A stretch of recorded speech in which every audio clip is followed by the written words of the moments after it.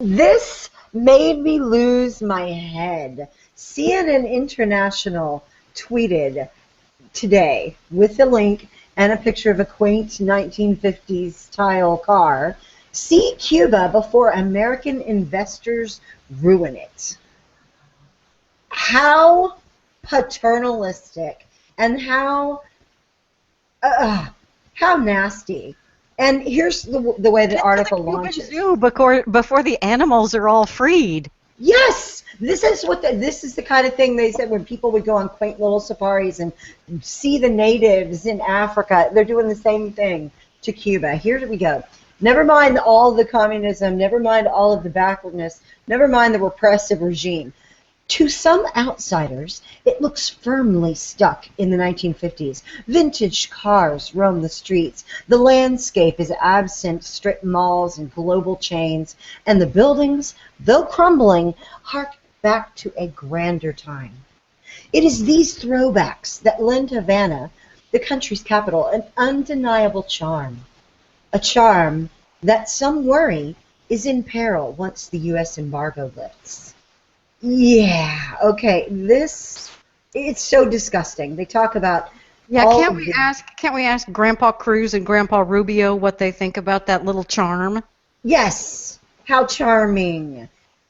Here's one of the guys who is wait, let me find this quote. It's amazing. We're still in 1959. That's the beauty of the city.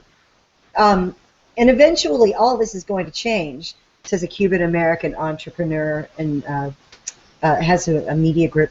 Real estate developers from the U.S. have been flying to Cuba very quietly, taking notes, taking photos, and putting together their Cuba investment plans. It kind of hit me when I was reading this article that the left is constantly complaining about the income disparity, you know, that whole 99% versus 1%, which got me thinking about Cuba because based on other articles I've read, the American companies or any companies that invest in Cuba are going to be paying huge amounts of taxes, and those taxes are all going to be staying with the Cuban elite. They're not going to be hitting the 99%. And Andy had something to add to this too. I was just saying, look, and guys, I don't care if you believe this or not. That's not the point.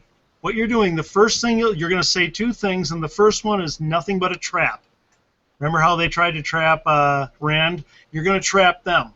Just say, when we open up trade, all that money that goes down there is going to go straight to the 1%. It's going to benefit the elites, the Cuban elites, and they're going to suck up all that money through government taxes and through those who run the industries, and none of it's going to go to the people. I don't care if you believe that or not. It's irrelevant, because now they're in a terrible position.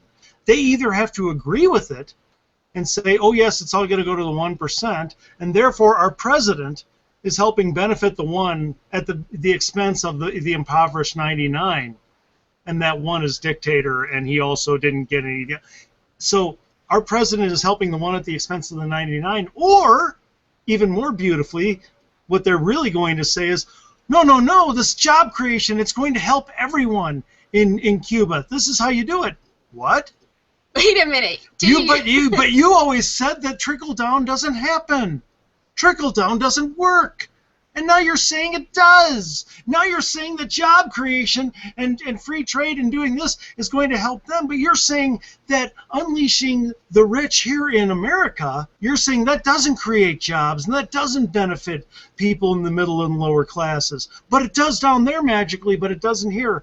How can you say that? Why would it do it down there and not here? So either they say, oh, but you've trapped them. Either just say it's all going to go to the 1%, and if they say yep, they're killing Obama. If they say nope, they're killing their entire economic platform. And the other angle is that it benefits the 1% because Obama did not extract any concessions from Cuba before opening trade, so he didn't require Cuba to make any changes whatsoever in the way that they are.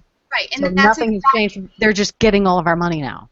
Right, and that's exactly why the disparity is going to continue to grow down there, because they're not changing anything.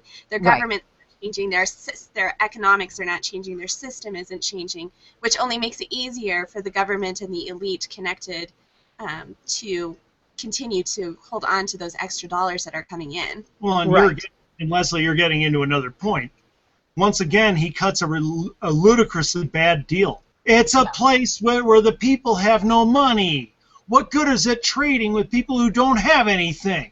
Because they got some cheap products? Oh, great. Now you're offshoring Right. commerce and jobs. Right? All they have is they want our money, and they will cheaply sell high-quality products cheaply to us. What'd you do? You just offshored more money and jobs. The beauty of it is that it's stuck in 1959. And I believe there are some people who have been imprisoned since 1959. And they're vintage.